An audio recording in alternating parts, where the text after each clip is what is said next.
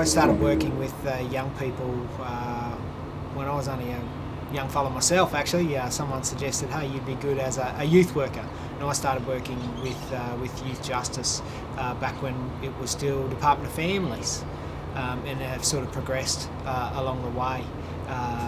Worked in youth justice conferencing, spent some time with Youth and Family Support Service, and now the last 12 months running a specific project looking at Aboriginal and Torres Strait Islander participation in the restorative justice processes here in Queensland.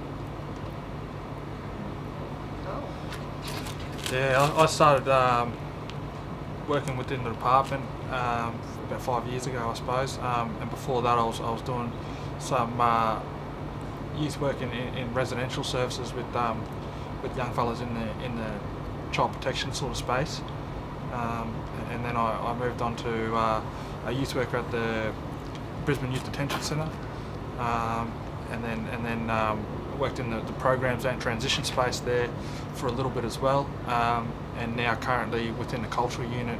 And I suppose within that role we've been doing a number of sort of initiatives and mostly all around incorporating cultural perspectives into policy practice programs, everything that's revolved around the youth justice space, ensuring that we've got a cultural lens over everything we do. For us in youth justice, what we see is that Aboriginal and Torres Strait Islander young people come earlier. So in that 10 to 13 age bracket, the greatest proportion of young people that come in at that age are Aboriginal and Torres Strait Islanders. When they come in that young, they tend to stay longer, so that means that they tend to stay in the system until they age out at 17. And in that period of time, what we see in youth justice is that the young people with 6 or more contacts with the justice system are a greater proportion of Aboriginal and Torres Strait Islander young people.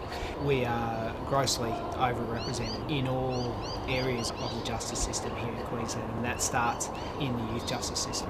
Where would I like to see it go? I'd like to see that we don't have so many of our people in the justice system, but that's the ultimate goal. It was described to me best by a man much smarter than me in an analogy that we have a dance floor, and who owns that dance floor? And historically, with blackfellas, it's been a dance floor owned by Western society, and we've been allowed to dance on that dance floor as blackfellas, but only within those rules, their control, their power.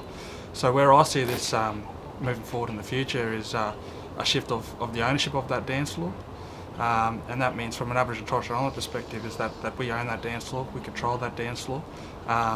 We can break dance when we want to break dance. We can pop, lock and drop it when we want to pop, lock and drop it.